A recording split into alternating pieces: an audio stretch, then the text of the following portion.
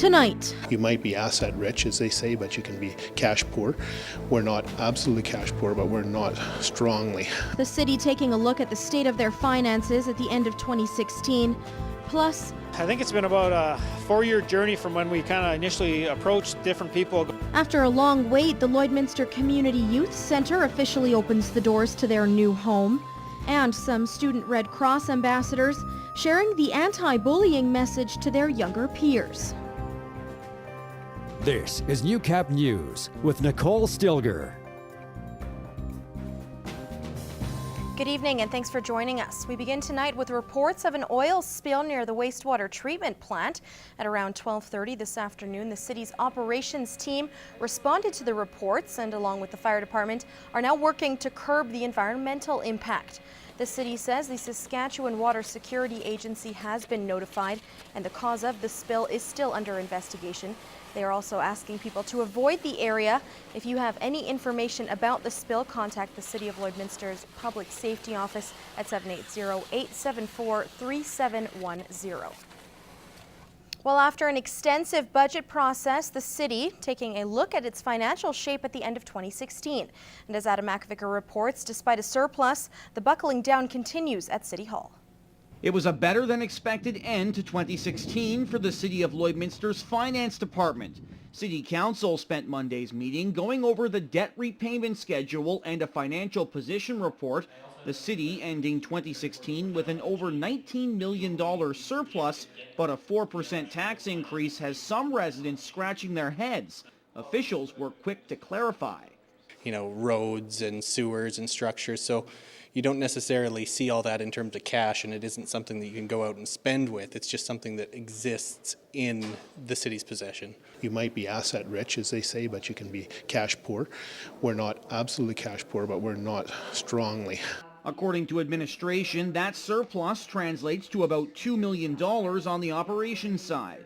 To come up with the $2 million for an operating surplus in a really tough year, I think everybody's really pulling down, buckling down, and making a difference, and I think that's really important. According to council, debt is one item the city hopes to get a handle on this year. We'll try and do the best we can to maintain our debt limit because we have to a certain ceiling. We can't go into debt on a capital basis. As of December 31st, the city's debt sits just over $39 million, almost a third of the debt limit, a number the city hopes to keep low in 2017 with the wastewater treatment plant project on the horizon and no guarantees of provincial funding. With no anticipated new borrowing, it will certainly help increase our borrowing capacity. An external audit by Wilkinson Livingston Stevens Chartered Accountants is currently underway and is expected to be complete by April 1st. Adam McVicker, Newcap News. Well, the Lloydminster Youth Centre has been an integral part of the community for decades. For the last 15 years, the centre was in a building that was supposed to only be temporary, but today they got to open their doors to a new centre that's sure to impress. Gina Martin reports. what was once an old RCMP detachment has been given a new lease on life as the official home of the Lloydminster Youth Centre. We've got the kitchen because we do a hot meal program various nights. We got a homework room as some of the kids come here. It's the quietest place they know of to get some help and to get their homework done. We have a music room and then all the different recreational pieces. There's also no shortage of pool, foosball or air hockey tables and a music room complete with guitars. This all on top of scheduled programming the centre has, like campouts and outdoor movie nights. But a project of this scale didn't happen overnight. I think it's been about a 4-year journey from when we kind of initially approached different people, got a hold of the city. The city came on board, helped us out get the building for $1, but of course that came with a facility that had been running for 30 years with needing a major facelift. The renovations cost around $450,000, money the mayor thinks was put to good use. It's just absolutely incredible. It's so spacious.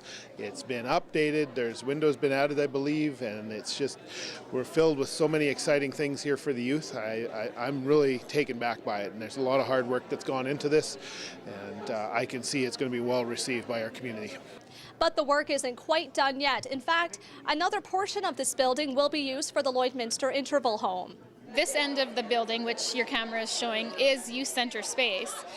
We are actually renovating the other end of the building to move our community outreach pieces in there, our family violence outreach, as well as our family violence child wellness programs. The renovation wasn't only about creating a better space for the youth center, but for what it represents as well. And I think it was kind of a hidden gem that a lot of people didn't realize. I mean, we've got kids from every demographic, every background, every whatever, and bottom line is we've invited all of them here. Gina Martin, Newcap News. And Mayor Albers and City Council are standing up to bullying, declaring February 13th Anti-Bullying Day in the border city. Local students were at City Hall to support anti-bullying and share why they think it's important. Brian Lentz reports. We're there, we're the youth, we've seen it, and we know that it's a serious issue and has to stop. Mayor Albers pledged his support against bullying, saying everyone, no matter their background, deserves to feel safe. Bullying against all people, regardless of gender, age, ethnicity, sexual orientation, or religion, will not be tolerated. All people are entitled to live safely in their schools, workplaces, homes, and over the internet. Anti-bullying awareness continued at E.S. Laird Middle School, where comprehensive high school students spoke to their younger peers. I think it's really important for kids to learn about this kind of thing, and when the youth tell them, it gives them sort of a credibility that adults just don't possess, because when a kid tells a kid something like that, it's really moving.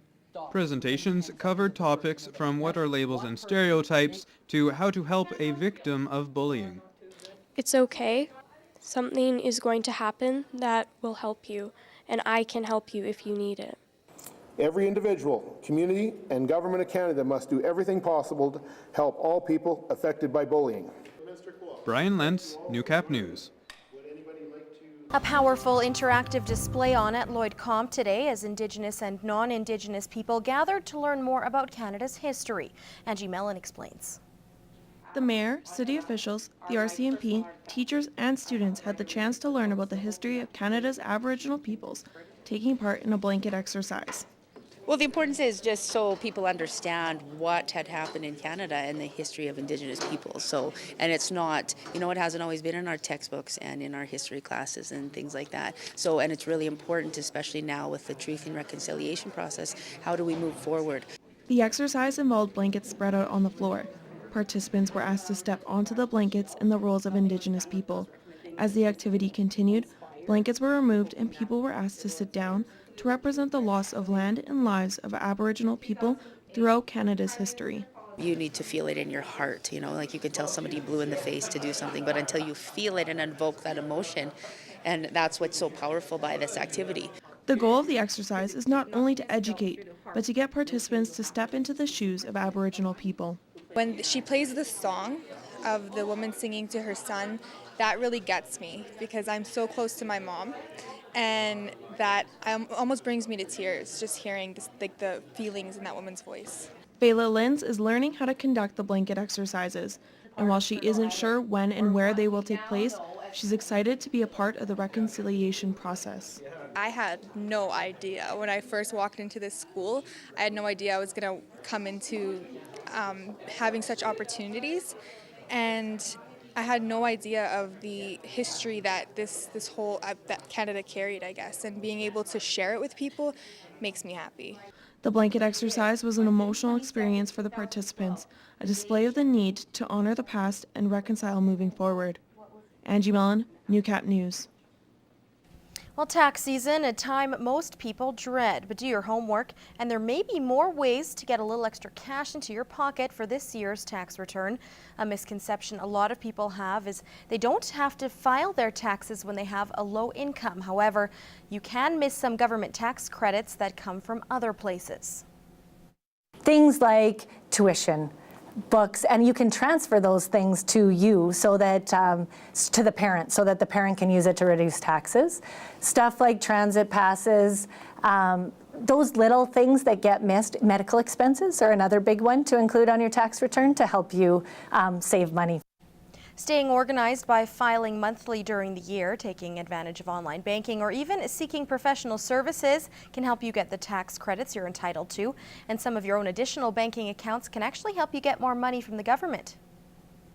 the best way that people can work is work through your registered retirement plans and use that to reduce the tax that you pay over the year.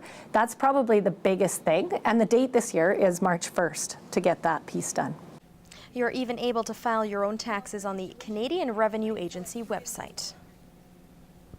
Well, if as a producer you're challenged by the constantly evolving technology, a good conversation starter with your kids or grandkids might be using the apps on your smartphone.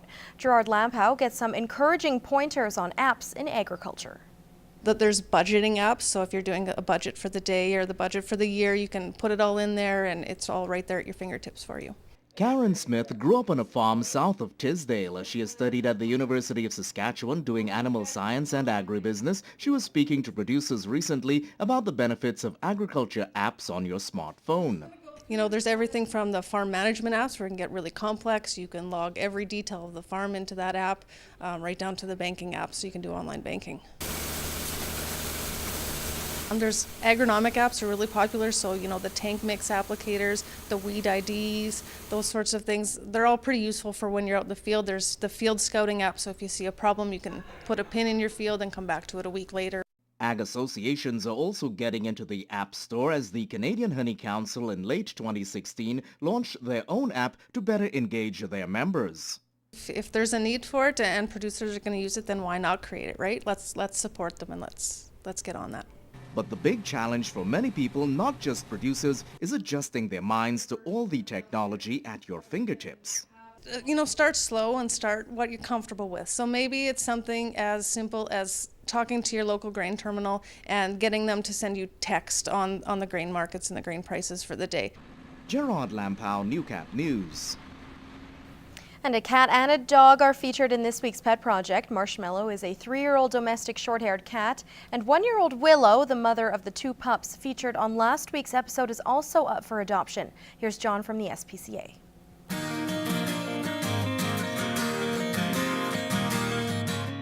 When we think of Valentine's Day, we think of chocolate. But this year, why not add another special treat in the form of marshmallow? While Marshmallow, a 3-year-old domestic short-haired cat, may not be white like a marshmallow, she is just as sweet. She might be quiet at first, but within a few moments of visiting with her, Marshmallow will start to gently meow for attention. Once you start to give her pets, her little purr engine will start and will go for hours. Although she's not a kitten anymore, it's hard to tell with her cute little round face and soft fur. Marshmallow is the perfect example that good things come in small packages. Be sure to stop by the SPCA and visit this lovely girl, and you'll see how truly special she is. Last week we introduced you to Bonnie and Bo, 2 adorable little pups. This week we'd like to introduce you to her mother, Willow. Willow herself is only 1 year old, so she's still adjusting to adulthood. Willow is a very smart girl, but can be a little unsure of new people at first. It takes her a few moments to get comfortable, but once she's got to know you, her personality starts to shine. She definitely prefers to be close to someone and get extra pensive attention. Willow is the type of dog that will form a very special bond with a lucky family, and in return you will have a loving companion for years to come. So stop by the SPCA and meet Willow and give her the best gift for Valentine's Day, a loving home.